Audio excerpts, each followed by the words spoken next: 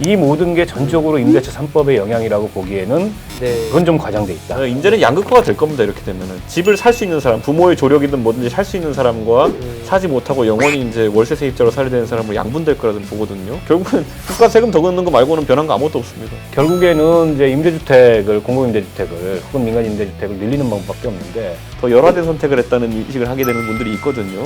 그래서 그 선택을 딱 하기가 쉽지 않다. 임대주택 정책의 전환이 좀 필요한 시점이 아닌가 싶습니다.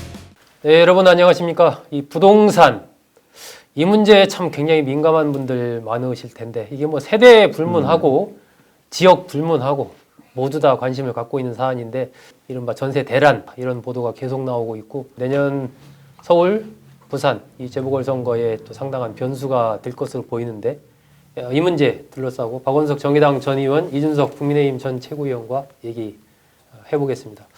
박 의원님, 이 부동산 문제는 뭐 어제 오늘 일이 아니고 사실 뭐 정부 대책도 지금 뭐 23번째다 뭐 몇 번째다 뭐 얘기가 계속 나오는데 지금은 또 이제 특히 전세 매물이 없다. 가격은 뭐 몇 억씩 올랐다. 갈등은 또 세입자가 주인 간 엄청나게 늘었다. 등등등 해서 굉장히 말이 많은데 이 전세난 이거 어떤 뭐 해결책이 좀 있습니까? 7월 31일 날 이제 임대차 보호법이 3법? 시행이 됐잖아요. 네네. 임대차 3법이. 그러면서 그 임대차 3법의 충격이 시장에 영향을 미치고 있는 건데, 근데 이제 우리가 좀 객관적으로 봐야 될 거는 그 7월 30일 이 법 시행 이전에 서울 수도권이 68주 연속 전세값이 올랐습니다. 그러니까 상승 국면에 있었고, 상승 국면에 있었다는 것은 그만큼 이제 매물이 없었다는 거예요. 공급이 부족했다, 전세 공급이. 이걸 하나 이제 전제해야 될 것 같고요. 두 번째로는 수도권에 국한된 현상이죠. 사실 지역에 가면은 뭐 전세 품귀 현상, 그로 인한 갈등 이거는 뭐 수도권 같지 않습니다. 그것도 좀 봐야 되고 세 번째로는 그 7월 31일 날 법 시행 이후에 왜 그러면은 시장에서 매물이 이렇게 없어졌냐. 일단 가장 큰 거는 계약갱신율이 높습니다. 9월 달 기준으로 보면 60.1%가 계약갱신에 성공했어요. 그 얘기는 뭐냐면 2주를 덜 한다는 거예요, 그만큼. 그러면 전세 시장에 매물로 나와야 될 것들이 덜 나오는 거죠. 39.6%가 지금 겪는 문제인데 그 중에서도 최초 전세를 구하는 사람들, 뭐 결혼을 했거나 분가를 했거나 독립을 했거나 이분들이 겪는 어려움이 사실은 제일 심한 거죠. 그리고 또 한 가지는 이게 전세 시장이라는 게 이를테면 노원구에 살던 이준석이 갑자기 강서구에 와서 안 살아요. 노원구에 살고 싶거든. 강남구에 살던 아무개는 강남구에 살고 싶고 거기에는 뭐 학군도 영향을 미치고 또 아이들 교육도 영향을 미치고 그러다 보니까 더 도드라지는 거예요.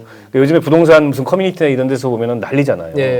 근데 자기가 그전에 살았던 그러니까 자기의 어떤 환경이나 입지에 만족할 만한 그 주변에서 찾으려고 하면 없는 거죠.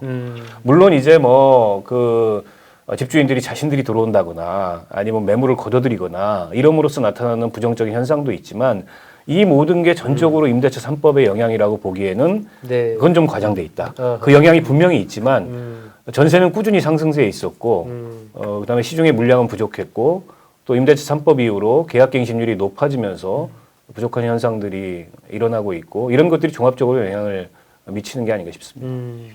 이준석 최고는 어떻게 보입니까?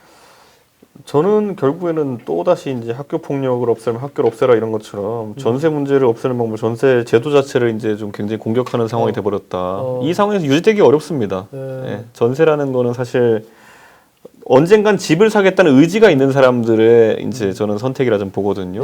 계속 월세 살 거면 좀 다른 선택을 할 수 있다 저는 이렇게 보는데 임대주택을 들어갈 수도 있는 것이고 이렇게 하는데 계급화라는 것이 우리나라에서는 사실 굉장히 연속적으로 되어 있었어요. 돈 없을 때 월세 살다가 나중에 전세 어떻게든 모아서 전세금 마련해가지고 주거비용 비담을 좀 줄이고 그 다음에 그걸 바탕으로 돈을 좀 모아가지고 대출 껴서 사고 이런 단계가 있었다면은 이제는 양극화가 될 겁니다. 이렇게 되면은 집을 살 수 있는 사람, 부모의 조력이든 뭐든지 살 수 있는 사람과 사지 못하고 영원히 이제 월세 세입자로 살아야 되는 사람으로 양분될 거라 좀 보거든요. 사실 공공임대에 거주하라고 그러면은 주거 환경에 대해서 사람들이 좋게 생각을 안 하거든요. 그런 상황 속에서 이 공급을 늘린다는 것이 과연 그렇다면은 전세 수요를 대체할 수 있을 것이냐? 저는 그렇지 않다 보거든요. 그런 상황에서 이 수요와 공급의 불균형이라는 거는 계속 이어질 거다. 저는 이렇게 봅니다. 그래서 저는 지금 상황에서 이제 전세 가격 안정이라는 것은 사실 앞으로 큰 의미가 없을 것이다. 전세 물량의 지속적인 감소와 더불어서 내년부터 뭐가 발동되냐면은 부동산 세제 부담이 늘어나기 때문에 집주인들이 부동산 세제를 본인이 빚내 가지고 내려는 사람 별로 없거든요. 네. 세 받아서 내려는 사람들 좀 있을 겁니다. 그러면은 자연스럽게 월세로 전환할 수밖에 없는 분위기가 나올 거예요. 전세 가지고 이자 받아봤자 어떻게 부동산 세금 내겠습니까? 그렇기 때문에 조세 귀착이라고 우리가 말하는 가장 기초적인 경제학에서의 문제, 가격 통제책을 쓰게 되면은 그리고 조세를 통해 가지고 그런 걸 하려고 하면은 조세 귀착이 발생해가지고 세입자가 이제 피해보는 상황들이 많이 생길 거다. 그 가장 대표적인 게 전세 받아가지고 은행 이자 받아가지고는 부동산 세금 못 낸다? 그럼 월세 내야죠 보면은. 그리고 월세를 더 올려서 내야죠. 왜냐 세금이 늘어났으니까. 이게 조세 귀착인데 이거 하기 시작하면 아마 모든 사람이 불행한 상황이 이제 나올 겁니다. 그리고 모든 사람이 불행한 상황이 나올 수밖에 없는 게 이 상황에서 세금을 더 거둔 정부 말고는 이익 볼 일이 없어요. 예. 지금 당장 홍남기 부총리의 전세난을 보고 우리가 조소적으로 얘기하잖아요. 근데 거기서 가장 황당한 거는 홍남기 부총리도 그렇고 그 의왕집을 살려는 사람도 그렇고 그리고 여기 지금 마포집 내보내려는 사람도 그렇고 어느 누구도 이득 본 사람이 없어요. 예. 어느 누구도 지금 그리고 나쁜 사람이 없어요. 예. 그런데 그 상황 중에서 전세 난만 돼 가지고 이제 경제부총리가 전세 못 구한다고 희화화되는 그런 상황이 나온 거거든요. 저는 이게 결국은 국가 세금 더 걷는 거 말고는 변한 거 아무것도 없습니다. 정부는 일단 뭐 지난번에 그 89년도에 전세 기간을 1년에서 2년으로 늘릴 때 혼란이 한 5개월 정도 갔다. 물론 이번에 뭐 5개월 간다는 건 아니지만 어쨌든 일정 기간의 혼란이 지나고 나면 좀 어느 정도 안정이 되지 않겠느냐. 그래서 일단 지켜보면서 좀 시간을 보고 문제점이 있으면 보완하겠다 뭐 이런 정도 같은데 시장에서 공급이 충분해야 되는데 그 전세 물량 공급이 부족한 거예요. 결과적으로 수도권에. 네. 뭐 지방 가면 전혀 상황이 또 다릅니다. 근데 이제 전세 물량 공급이 그러면은 앞으로 뾰족한 획기적인 대책이 있느냐?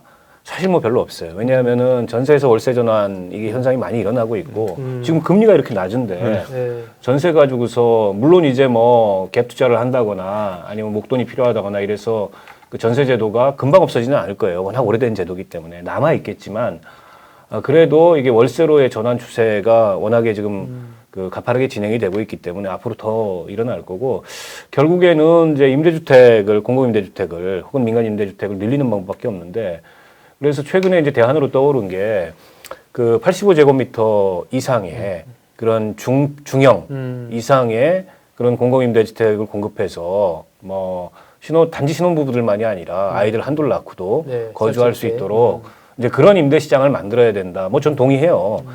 근데 지금도 그걸 못하게 돼 있는 건 아닙니다. 네. 민간 임대주택에 관한 특별법에 따라서 다 할 수 있는데 문제는 국민주택기금 지원이 그 60제곱미터 이하나 65제곱미터 이하여야 그 지원이 원활하게 이루어지기 때문에 그 중형 이상의 임대주택을 잘 안 짓는 거예요. 네. 민간이든 공공이든.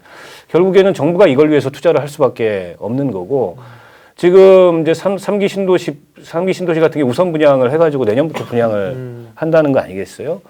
근데 지금 3기 신도시의 임대주택 물량이 어느 정도나 되나요? 제가 보기에는 생각보다 그렇게 많지가 않습니다. 네, 많지 않은 걸로 저도. 그러니까 결국에는 이렇게 그 대규모 신도시 공급을 하거나 혹은 서울 내에서도 뭔가 이게 노른자 땅들에 네. 앞으로 아까 이제 그 골프장 얘기도 나왔는데 군골프장 노원에 노른자 땅에 주택 공급을 하면서 과거와 같은 그런 그 정책의 연속선상에서 그 제한된 그런 임대주택 물량만 공급해가지고는 제가 보기에 이 문제 근본적 해결책이 없다. 네. 그리고 지금 대부분의 임대주택, 전체 임대주택의 거의 80~90%는 굉장히 작은 소형 평수거든요. 그렇죠.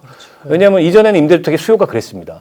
그러나 이제 임대주택의 수요도 달라지고 있고 또 임대주택에 대한 이미지도 달라지고 있기 때문에 임대주택 정책의 전환이 좀 필요한 시점이 아닌가 싶습니다. 그래도 이름부터 좀 바꿔야 되겠네요. 아무리 공공임대로 진짜 본인이 뭐 수급자라 가지고 들어가 사는 임대가 아닌 이상 공공임대나 아니면 그 민간 임대주택의 그 임대료 부담이라는 거는 상당히 그건 될 수밖에 없어요. 임대료 플러스 관리비 해가지고 거기서 예를 들어 젊은 이제 신혼부부가 한 60~70씩 까이고 시작한다고 생각하면은 그거는 전세 제도가 있던 시절에 비해 가지고 굉장한 부담이 될 수밖에 없는 거거든요. 그러니까 저는 그 발상 전환, 인식 전환이랑 쉽지 않을 거다. 예. 그런 생각을 합니다. 그건 오히려 또 다른 그리고 임대주택에 들어가는 아까 제가 말씀드렸던 것처럼 어쨌든 사회적으로 약간은 본인이 더 열화된 선택을 했다는 인식을 하게 되는 분들이 있거든요. 그래서 그 선택을 딱 하기가 쉽지 않다. 상대적인 그런 박탈감, 소외감. 전세라는 거는 옆집이 매매인지 내가 전세인지 뭐 이걸 아무도 몰라요. 근데 임대주택이라는 거는 어떻게든 구분이 되는 형태로 공급이 됩니다. 그런다 했을 때 그게 선뜻하기 쉬운 선택은 아닙니다. 그게. 이게 내년 어쨌든 4월 달에 이제 서울, 부산 선거가 있잖아요. 다른 주제와 달리 이 부동산에 대한 주제는 굉장히 민감하게들 반응을 하던데 이런 부분들이 내년에 선거에 좀 영향을 어느 정도 미칠까요? 지금 이제 약간은 서울의 부동산 그 시장이 그 지난 이제 대책 이후에 조금 이제 진정 국면이에요. 근데 이미 이제 오를 만큼 올랐기 때문에 그렇죠. 가격이 다 반영이 돼서 그런 건데 상승률 자체는 많이 떨어졌죠. 지금 거기서 뭐 이게 이제 전세 문제가 터져가지고 전세 수요자들 중에 60.1%는 재계약에 성공을 했어요. 계약갱신에. 나머지인데 그 나머지 중에 이제 기존 전세 세입자들이 전세를 못 구하는 경우도 있을 거고 네. 신규 이 전세 시장에 들어온 세입자들이 못 구하는 경우들도 있을 텐데 이게 이제 여론에 어느 정도 영향을 미칠지는 좀 지켜봐야 될 것 같고요. 최근 들어서 뭐 그 무슨 카페 특히나 부동산 카페요? 부동산 카페나 집 가진 사람들 네. 같은 카페에서 정부 부동산 정책을 두고 이러저러한 뭐 그 비판의 목소리도 있고 움직임도 있고 근데 생각보다 그게 그렇게 여론에 미치는 영향은 저는 크지는 않을 것 같고 또 올 연말에 이제 종합부동산세가 부과가 되면 과거에 비해서 종부세 많이 오를 겁니다. 근데 어차피 종부세 내는 사람 얼마 안 돼요.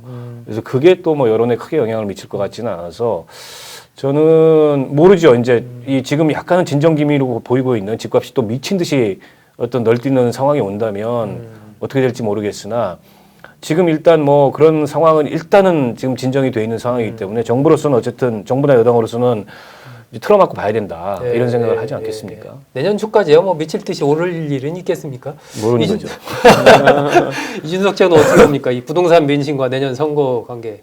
지금 이제 또 한 가지가 뭐냐면은 지역별로 예를 들어 제가 이제 살고 있는 상계동도 상계 주공아파트단지 뭐 1단지부터 19단지까지 거의 네. 모든 단지에서 재건축 조합의 설립을 이제 추진하고 있어요, 지금. 최근에 주택 그 가격 상승에 의해 가지고 이걸 또 호기로 보는 분들이거든요, 이분들은. 이분들은 주택 경기가 이분들이 30년 넘게 35년 가까이 살아온 집 이제 언젠가는 재건축을 해야 된다고 생각하는 분들인데 네. 서울의 40% 이상의 주택이 30년 이상 된 노후주택이거든요. 근데 이 사람들 입장에서는 어느 정도 약간 주택 경기가 떠 있는 것이 사업 추진하기가 좋습니다. 그러다 보니까 또 이게 이분들 한 10년째 지금 굉장히 기대하고 있는데 이번에 또 좌절되게 돼가지고 예를 들어 주택 그 재정비 사업들이 추진이 안 된다 그러면은 그거는 또 극심한 또 이제 그 성공한 단지와 실패한 단지의 그 자산 격차를 불러오는 거거든요. 네. 상계 1단지부터 19단지가 옛날에 살 때는 그냥 걸리는 거 산 거지 누가 어떤 게 더 낫고 뭐 좋고를 따졌겠습니까? 근데 30년 지나가지고 어떤 단지는 재건축해가지고 따블이 되고 어떤 단지는 맨날 차 끌고 다니고 이렇게 막 차에 새똥 떨어지고 이러고 있으면은 그 박탈감이 장난 아니기 때문에 저는 이 정비 사업에 대해서도 앞으로 이제 연말 때까지 좀 터질 부분이 있다. 예. 왜냐면 지금 이제 딱 사람들끼리 50% 주민동의 받아가지고 추진이 설립하고 나중에 이제 70% 가까이 받아가지고 조합을 설립해야 되는데 지금 이제 저희 동네 같은 경우에는 추진이 다 설립하고 있습니다. 예. 최근에 거의 다 설립했어요. 그러면은 이거를 만약 정부에서 또 억누르려고 할 때 예, 상당한 저항이 있을 겁니다. 예, 이 부동산 민심 이건 참 어떻게 보면 유화산 같은 그런 민심 같습니다. 지금 그나마 조금 이제 눌러져 있는 상황인데 이 부분이 뭐 현재 상황이라면 내년 선거 때 엄청난 영향을 미칠 것 같지는 않은데 이게 또 알 수 없죠. 어떻게 흘러갈지 하여튼 굉장히 민감한 부분이기 때문에 민심의 흐름과 함께 내년 선거 같이 보시면 좋지 않을까 싶습니다.